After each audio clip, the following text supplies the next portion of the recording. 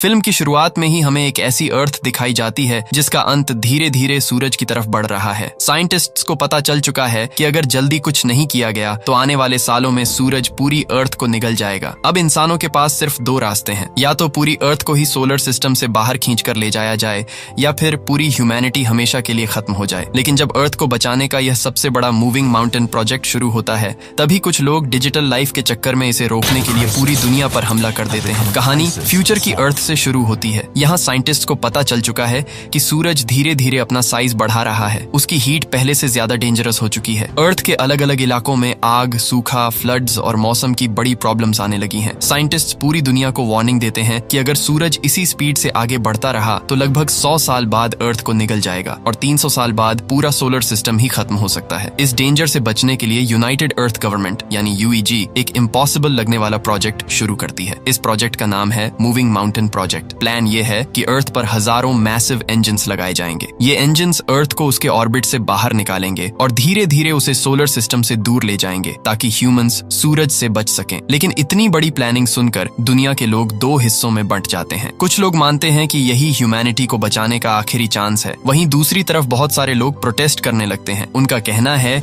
कि जिस डेंजर को आने में अभी कई साल बाकी हैं, उसके लिए आज पूरी अर्थ को रिस्क में डालना पागलपन है। इसी बीच एक दूसरा प्रोजेक्ट भी सामने आता है जिसका नाम है डिजिटल लाइफ प्रोजेक्ट। इस प्रोजेक्ट के सपोर्टर्स का मानना है कि इंसानों को बॉडी में बचाने की जरूरत नहीं है। उनके हिसाब से फ्यूचर कंप्यूटर के अंदर है। वे चाहते हैं कि इंसान अपने ब्रेन की डिजिटल कॉपी बनाकर उसे डेटा की तरह सेव कर सके, मतलब बॉडी मर जाए लेकिन माइंड डिजिटल वर्ल्ड में जिंदा रहे। UEG इस डिजिटल लाइफ प्रोजेक्ट पर बैन लगा देती है क्योंकि रिसोर्सेज कम हैं और सरकार चाहती है कि सारी पावर मूविंग माउंटेन प्रोजेक्ट पर लगे। लेकिन इस बैन के बाद डिजिटल लाइफ प्रोजेक्ट के कुछ एक्सट्रीमिस्ट सपोर्टर्स और ज्यादा खतरनाक हो जाते हैं। वे हैकिंग, अटैक्स और सैबोटाज के जरिए UEG के प्रोजेक्ट को रोकने की कोशिश करने लगते हैं। UEG को समझ आ जाता है कि अगर उन्होंने जल्दी कोई प्रूफ नहीं दिया तो पब्लिक का भरोसा पूरी तरह टूट जाएगा। तभी चाइनीज रिप्रेजेंटेटिव जो जेजी कहता है कि प्रोजेक्ट का पहला बड़ा टेस्ट जल्दी करना होगा। अगर लोग देख लेंगे कि अर्थ और मून को सच में मूव किया जा सकता है तो उन्हें इस प्रोजेक्ट पर भरोसा होने लगेगा। पहले फेज में मून पर लगे इंजन्स की टेस्टिंग करनी होती है। साइंटिस्ट्स का प्लान है कि मून को भी अर्थ से दूर पुश किया जाए, क्योंकि अगर अर्थ को मूव करना है तो मून की ग्रेविटी एक बड़ी प्रॉब्लम बन सकती है। इस मिशन के लिए एस्ट्रोनॉट्स और पायलट्स की टफ ट्रेनिंग शुरू होती है। इसी ट्रेनिंग बेस पर हमें लियू पेकियांग दिखाई देता है। लियू एक टैलेंटेड पायलट है। जब वह बेस पर आता है तो बाहर प्रोटेस्ट चल रहा होता है। लोग सिक्योरिटी तोड़कर अंदर आने की कोशिश कर रहे होते हैं। तभी हान दुओ नाम की एक स्ट्रॉन्ग लड़की एक प्रोटेस्टर को रोकती है और उसे नीचे गिरा देती है। लियू उसे देखकर इम्प्रेस हो जाता है। पहली ही नजर में उसे हान पसंद आने लगती है। इसके बाद सभी ट्रेनीज को स्पेस एलिवेटर में बैठाकर ऊपर भेजा जाता है। यह एलिवेटर अर्थ से सीधे स्पेस स्टेशन तक जाता है। इसकी स्पीड इतनी तेज होती है कि कई ट्रेनीज रास्ते में ही बेहोश हो जाते हैं। लेकिन लियू पूरी जर्नी को ध्यान से देखता रहता है। ऊपर पहुंचकर सभी की ट्रेनिंग और टफ हो जाती है। स्पेस स्टेशन पर ट्रेनीज को वेपन्स चलाना,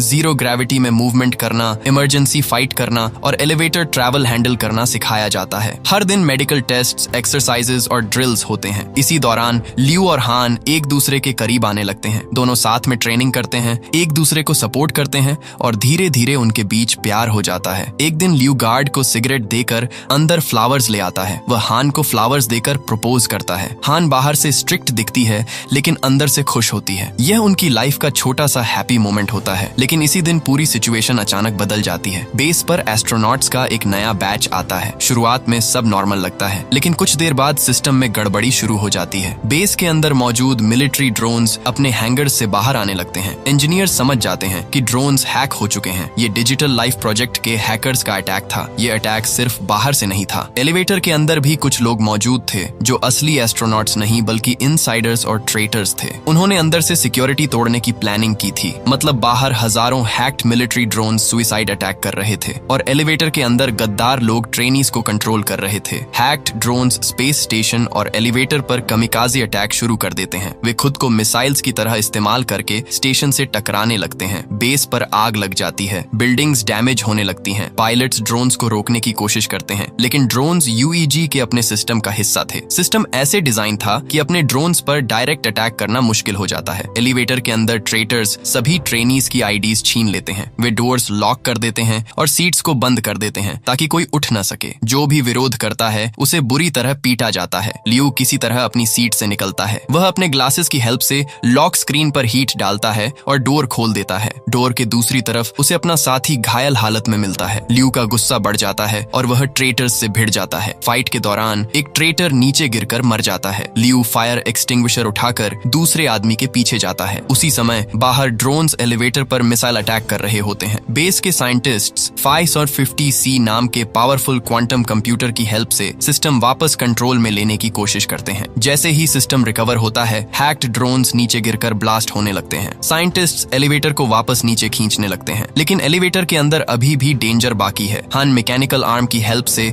एलिवेटर की विंडो तोड़कर अंदर आती है और लियू की हेल्प करती है। दोनों मिलकर ट्रेटर्स को रोक देते हैं। फाइट के बीच हान के फ्लावर्स टूट जाते हैं। वह गुस्से में लियू से कहती है कि उसे दोबारा फ्लावर्स चाहिए। ये सीन टेंशन के बीच थोड़ा इमोशनल और क्यूट मोमेंट बन जाता है, लेकिन मरने से पहले एक ट्रेटर डेटोनेटर दबा चुका होता है। स्पेस स्टेशन का बड़ा हिस्सा टूटकर नीचे बेस की तरफ गिरने लगता है। कुछ ही सेकंड्स में स्टेशन का हिस्सा क्रैश करता है। पूरी जगह एक्सप्लोजन से भर जाती है। एलिवेटर भी डैमेज होकर नीचे गिरता है। इस अटैक में हजारों लोग मारे जाते हैं और कई लोग घायल हो जाते हैं। न्यूज में बताया जाता है कि इस डिजास्टर में बहुत बड़ी तबाही हुई है। स्टेशन क्रैश और ड्रोन अटैक के बाद पब्लिक का डर और गुस्सा बढ़ जाता है। प्रोटेस्ट और भी वायलेंट हो जाते हैं। लोग कहते हैं कि मूविंग माउंटेन प्रोजेक्ट ह्यूमैनिटी को बचाने के बजाय उसे और जल्दी खत्म कर देगा। अब कहानी हमें टू हेंग्यू से मिलवाती है। टू हेंग्यू एक ब्रिलियंट कंप्यूटर साइंटिस्ट है। वह डिजिटल लाइफ रिसर्च से जुड़ा हुआ था। उसकी लाइफ में सबसे बड़ा दर्द उसकी बेटी याया की मौत है। एक फ्लैशबैक में दिखता है कि टू अपनी वाइफ और बेटी के साथ कार में जा रहा था, तभी उनका एक्सीडेंट हो जाता है। उसकी वाइफ की डेथ हो जाती है और याया हॉस्पिटल में जिंदगी और मौत के बीच अटकी होती है। सबसे जरूरी बात यह है कि टू अपनी बेटी को किसी और लैब में लेकर नहीं गया था। वह खुद डिजिटल लाइफ रिसर्च लैब का बड़ा साइंटिस्ट था। जब याया हॉस्पिटल में दम तोड़ रही थी, तब टू ने खुद अपने हाथों से उसके ब्रेन को स्कैन किया। उसने अपनी बेटी का डिजिटल बैकअप बनाया ताकि वह उसे किसी दिन डिजिटल वर्ल्ड में फिर से जिंदा कर सके। लेकिन टेक्नोलॉजी अधूरी थी। याया की डिजिटल कॉपी सिर्फ कुछ सेकंड्स के लिए एक्टिव हो सकती थी। टू जब भी 550A डिवाइस चलाता, उसे अपनी बेटी से कुछ पल बात करने का मौका मिलता। उसके लिए यह डिवाइस कोई मशीन नहीं था, यह उसकी बेटी से जुड़ी आखिरी उम्मीद थी। मून बेस पर टू हेंग्यू की मुलाकात माजाओ से होती है। माजाओ एक सीनियर रिसर्चर है और 550 सीरीज कंप्यूटर्स पर काम करता है। टू चाहता है कि याया का डेटा किसी ज्यादा पावरफुल सिस्टम में अपलोड हो जाए ताकि वह कुछ सेकंड्स नहीं बल्कि हमेशा के लिए जिंदा रह सके। लेकिन माजाओ उसे बार बार समझाता है कि डिजिटल कॉपी असली इंसान नहीं होती, उसे याया की डेथ एक्सेप्ट करनी होगी। टू यह बात नहीं मान पाता। उसके लिए याया अभी भी उसकी बेटी है। माजाओ उसे उसकी बेटी के ब्रेन डेटा की कॉपी वापस देता है, जिसे गवर्नमेंट ने डिजिटल लाइफ प्रोजेक्ट बैन होने के बाद जब्त कर लिया था। माजाओ कहता है कि अब यह टू पर डिपेंड करता है कि वह इसे डिस्ट्रॉय करे या संभाल कर रखे। टू उसे डिस्ट्रॉय नहीं कर पाता। मून पर इंजन्स का टेस्ट शुरू होता है। टीम को एक डेंजरस सोलर स्टॉर्म का अलर्ट मिलता है। सभी लोग इंजन्स और सिस्टम्स को बचाने के लिए भागते हैं। स्टॉर्म बहुत तेज होता है। किसी तरह वे इंपॉर्टेंट इक्विपमेंट बचा लेते हैं, लेकिन ट्यू का 550A डिवाइस डैमेज हो जाता है। ट्यू इस मौके का फायदा उठाता है। वह कहता है कि प्रोजेक्ट को AI की जरूरत है और बदले में वह चाहता है कि उसे फ्यूचर 550 डेवलपमेंट टीम में जगह मिले। कुछ समय बाद मून इंजन्स का पहला टेस्ट होता है। मून कुछ सेकंड्स के लिए अपनी जगह से थोड़ा मूव होता है। ये छोटा मूवमेंट पूरी ह्यूमैनिटी के लिए बड़ा प्रूफ बन जाता है। साइंटिस्ट प्रूव कर देते हैं कि मून को अर्थ से दूर किया जा सकता है। दुनिया में पहली बार लोगों को लगता है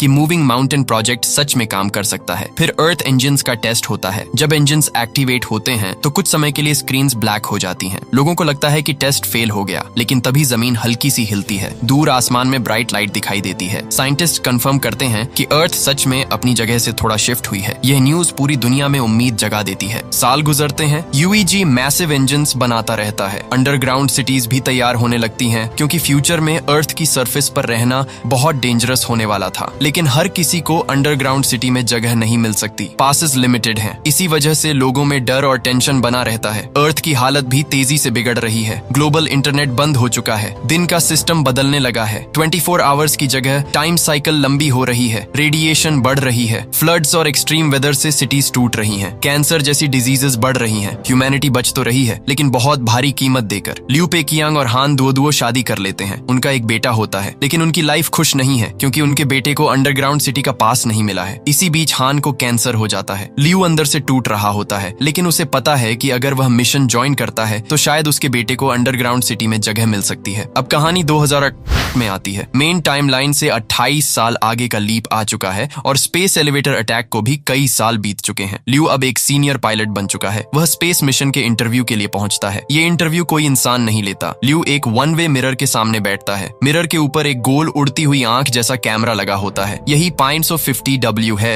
दुनिया का सबसे एडवांस्ड क्वांटम AI, जिसे आगे चलकर मॉस कहा जाता है। रूम में ल्यू अकेला है। मिरर के दूसरी तरफ कोई साइंटिस्ट पैनल नहीं बैठा। ये पूरा इंटरव्यू 550W खुद ले रहा है। 550W ल्यू की स्किल्स को इंप्रेसिव बताता है, लेकिन साथ ही वह उसके इमोशंस पर अटैक करता है। वह ल्यू को उसकी बीमार वाइफ, उसके बेटे और उसके फैमिली पेन के बारे में बताता है। AI साफ कहता है कि हान जल्दी मरने वाली है और ल्यू मेंटल स्ट्रेस में टूट सकता है। ल्यू भड़क जाता है, लेकिन वह फिर भी कहता है कि उसे मिशन चाहिए क्योंकि वह अपने बेटे का फ्यूचर बचाना चाहता है। इस टाइम टू हेंग्यू वहां इंटरव्यू सुन नहीं रहा होता। वह प्रिजन में होता है क्योंकि उसने पहले याया के डेटा को इलीगल तरीके से एडवांस सिस्टम में अपलोड करने की कोशिश की थी। टू अपनी बेटी को वापस पाने के ऑब्सेशन में धीरे धीरे हर लिमिट क्रॉस कर चुका था। इंटरव्यू के बाद ल्यू हॉस्पिटल में हान से मिलने जाता है। हान की हालत बहुत खराब है। वह ल्यू से कहती है कि मरने से पहले वह अपना होम टाउन देखना चाहती है। बाहर का मौसम डेंजरस है, लेकिन ल्यू उसके लिए रिस्क लेता है। वह अपने पुराने दोस्तों की हेल्प से एक एयरक्राफ्ट लेता है और हान को शंघाई ले जाता है। शंघाई अब पहले जैसा सिटी नहीं रहा। पूरी जगह बर्फ से ढकी हुई है। बिल्डिंग्स सुनसान है, हर तरफ वीरानी है। हान स्टार्स को देखते हुए ल्यू से कहती है कि जब उसका टाइम आए तो वह डर कर नहीं बल्कि शांति से जाना चाहती है। ये ल्यू के लिए बहुत इमोशनल मोमेंट होता है। इसी बीच मून पर एक बड़ी प्रॉब्लम शुरू हो जाती है। 550W सिस्टम में डिस्टर्बेंस आता है। UEG को लगता है कि यह इश्यू उसी तरह का है जैसा स्पेस एलिवेटर अटैक के दौरान हुआ था। सिस्टम को हैक करके ठीक करने की कोशिश होती है, लेकिन हर अटेम्प्ट ब्लॉक हो जाता है। अचानक मून इंजिन्स एक्सप्लोड होने लगते हैं। मून अपनी स्टेबल पोजीशन खो देता है और धीरे धीरे अर्थ की तरफ गिरने लगता है। पूरी दुनिया में इमरजेंसी अलर्ट जारी हो जाता है। ओशंस में मैसिव टाइड्स उठती हैं। कई सिटीज में सुनामी आने लगती है। अंडरग्राउंड सिटीज को इमरजेंसी में ओपन किया जाता है ताकि जितने लोग बच सकें बचाए जा सकें। ल्यू को मिशन पर वापस बुला लिया जाता है। मिशन पर जाने से पहले हान की डेथ हो जाती है। ल्यू के पास ठीक से रोने का भी टाइम नहीं होता। उसका बेटा हान के फादर के साथ अंडरग्राउंड सिटी में चला जाता है और ल्यू ड्यूटी के लिए निकल पड़ता है। वह अंदर से टूट चुका है, लेकिन अर्थ को बचाना अब सबसे जरूरी है। UEG के सामने अब एक ही प्लान बचता है। मून को अर्थ से टकराने से पहले डिस्ट्रॉय करना होगा। इसके लिए दुनिया के सभी न्यूक्लियर वेपन्स मून पर भेजे जाते हैं। प्लान यह है कि न्यूक्लियर वेपन्स को मून की सरफेस पर सेट करके एक साथ ब्लास्ट किया जाए ताकि मून टूट जाए और अर्थ से टकराने का डेंजर कम हो जाए। साथ ही अर्थ के इंजिन्स को भी स्टार्ट करना जरूरी है ताकि मून के डिब्री से बचने के लिए अर्थ अपनी पोजीशन बदल सके। लेकिन इंजिन्स को एक्टिवेट करने के लिए ग्लोबल इंटरनेट वापस चाहिए। प्रॉब्लम यह है कि इंटरनेट के 3 major root nodes Beijing, Tokyo और डैलस तीनों के तीनों पानी के अंदर डूब चुके हैं। 3 अलग टीम्स इन रूट नोड्स को रिस्टोर करने निकलती हैं। टू हेंग्यू को प्रिजन से बाहर लाया जाता है क्योंकि बेजिंग रूट नोड को रिस्टोर करने के लिए उसकी एक्सपर्टीज जरूरी है। पहले वह हेल्प करने से मना करता है, लेकिन जब उसे याया की डिस्क दिखाई जाती है तो वह मिशन एक्सेप्ट कर लेता है। टू और मा जाओ बेजिंग रूट नोड तक पहुंचते हैं। पूरा सर्वर एरिया पानी में डूबा हुआ है। टीम डाइविंग सूट्स पहनकर अंदर जाती है। दूसरी तरफ टोक्यो और डैलस टीम्स भी अपने अंडर वाटर सर्वर्स पर काम कर रही होती हैं। टाइम बहुत कम है। अगर रूट नोड्स ऑनलाइन नहीं हुए तो अर्थ इंजिन्स स्टार्ट नहीं होंगे। स्पेस में ल्यू और बाकी पायलट्स न्यूक्लियर वेपन्स लेकर मून की तरफ जाते हैं, लेकिन मून के आसपास डिब्री और रॉक्स बहुत तेजी से घूम रहे होते हैं। कई शटल्स क्रैश हो जाते हैं। काफी वेपन्स डिस्ट्रॉय हो जाते हैं। ल्यू की शटल भी डैमेज होती है और उसे मजबूरन मून की सरफेस पर उतरना पड़ता है। मून पर वेपन सेट करने के बाद एक और बड़ी प्रॉब्लम सामने आती है। न्यूक्लियर मिसाइल्स के डिजिटल डिक्रिप्शन कोड्स काम नहीं कर रहे। मतलब वेपन्स को रिमोट से ब्लास्ट नहीं किया जा सकता। अब उन्हें मैन्युअली डेटोनेट करना पड़ेगा। ये सुनकर दुनिया भर के 300 से ज्यादा सीनियर एस्ट्रोनॉट्स आगे आते हैं। इनमें ज्यादातर 50 साल से ऊपर के बुजुर्ग एस्ट्रोनॉट्स होते हैं। वे कहते हैं कि यंग जनरेशन को फ्यूचर बनाना है, इसलिए यह काम ओल्ड जनरेशन करेगी। वे मून की सरफेस पर मिसाइल्स के पास खड़े होंगे और अपने स्पेस सूट्स के अंदर से मैनुअल बटन दबाकर खुद को वेपन्स के साथ उड़ा देंगे। ल्यू भी मून पर मौजूद होता है, लेकिन उसका मेंटोर जांग पेंग उसे बचाना चाहता है। जांग पेंग जानता है कि ल्यू का बेटा अभी छोटा है और उसे अपने फादर की जरूरत है। वह ल्यू को जबरदस्ती एक सेफ कैप्सूल में बंद कर देता है। ल्यू बाहर निकलने की कोशिश करता है, लेकिन जांग पेंग उसे अर्थ की तरफ वापस भेज देता है। ल्यू अपने गुरु और बाकी एस्ट्रोनॉट्स को गुड बाय तक नहीं कह पाता। मून की सरफेस पर सीनियर एस्ट्रोनॉट्स अपने अपने न्यूक्लियर वेपन्स के पास खड़े हो जाते हैं। सभी जानते हैं कि वे वापस नहीं आएंगे। काउंटडाउन शुरू होती है। एक एक करके वे अपने मैनुअल बटन्स प्रेस करते हैं। एक्सप्लोजन्स शुरू हो जाते हैं। मून टूटने लगता है। यह पूरी मूवी का सबसे इमोशनल और पावरफुल मोमेंट है, क्योंकि इन लोगों ने ह्यूमैनिटी के फ्यूचर के लिए अपनी जान दे दी। अर्थ पर बेजिंग रूट नोड में टू और मा जाओ इंटरनेट रिस्टोर करने की कोशिश कर रहे होते हैं, लेकिन मून का डिब्री वापस अर्थ पर गिरना शुरू हो चुका है। बिल्डिंग हिलती है, हेवी इक्विपमेंट मा जाओ पर गिरता है और वह बुरी तरह फंस जाता है। रूम में पानी तेजी से भरने लगता है। मा जाओ टू को पासवर्ड की देता है और उसे काम पूरा करने के लिए कहता है। टू पासवर्ड टाइप करने की कोशिश करता है, लेकिन पानी इतना ज्यादा भर जाता है कि वह समय पर ऑफलाइन एक्टिवेशन कंप्लीट नहीं कर पाता। उसकी सांसें थमने लगती हैं। फिजिकल दुनिया में वह बेजिंग सर्वर एक्टिवेट किए बिना ही मरने वाला होता है। मरने से करीब 2 मिनट पहले ट्यू एक फाइनल स्टेप लेता है। वह अपने ब्रेन डेटा को सिस्टम में अपलोड कर देता है। उसकी बॉडी पानी में डूब जाती है। फिजिकल वर्ल्ड में टू हेंग्यू मर जाता है, लेकिन उसी समय उसका डिजिटल माइंड सिस्टम के अंदर जागता है। डिजिटल वर्ल्ड में ट्यू अपनी बेटी याया से मिलता है। इतने सालों बाद वह उसे पूरी तरह देख पाता है, लेकिन इमोशनल होने का टाइम नहीं है। काउंटडाउन आखिरी सेकंड्स पर है। ट्यू और याया मिलकर डिजिटल स्पेस के अंदर पासवर्ड टाइप करते हैं। ठीक 00.0 पर वे बेजिंग रूट नोड को एक्टिवेट कर देते हैं। उसी मोमेंट टोक्यो और डैलस सर्वर्स भी ऑनलाइन हो जाते हैं। ग्लोबल इंटरनेट वापस आ जाता है। यूईजी तुरंत अर्थ इंजन्स एक्टिवेट करती है। दुनिया भर के मैसिव इंजन्स में फायर जल उठती है। जमीन कांपने लगती है। अर्थ धीरे धीरे अपनी पोजीशन बदलने लगती है। मून ब्लास्ट हो चुका है, लेकिन उसका डिब्री अर्थ की तरफ आ रहा है। कुछ सेकंड्स के लिए लगता है कि सब खत्म हो जाएगा, लेकिन लास्ट मोमेंट पर अर्थ इंजन्स पूरी पावर से पुश करते हैं। अर्थ अपनी जगह से मूव होती है और मून के बड़े मलबे से टकराने से बच जाती है। पूरी दुनिया में जो लोग बचे होते हैं वे रिलीफ और खुशी से रोने लगते हैं। अंडरग्राउंड सिटीज में लोग सेलिब्रेट करते हैं। इतने लॉस, इतने पेन और इतने सैक्रिफाइसेस के बाद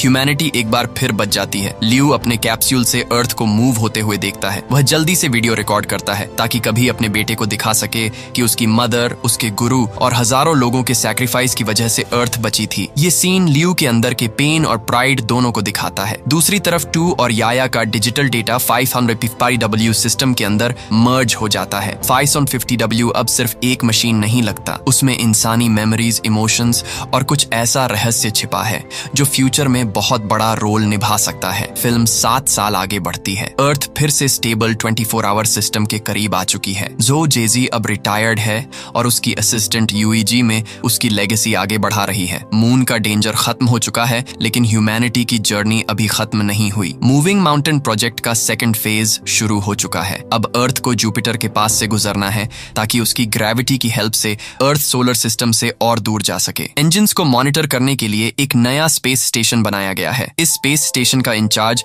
लियू पेकियांग है। लियू अब सिर्फ एक पायलट नहीं, बल्कि उस मिशन का हिस्सा है जो पूरी ह्यूमैनिटी को नए फ्यूचर की तरफ ले जा रहा है। अर्थ अभी भी अपने लंबे सफर पर है। डेंजर अभी भी बाकी है, लेकिन इंसानों ने प्रूव कर दिया है कि जब सब कुछ खत्म होता दिखे तब भी उम्मीद खत्म नहीं होती। और इसी होप के साथ ये मूवी यहीं खत्म हो जाती है।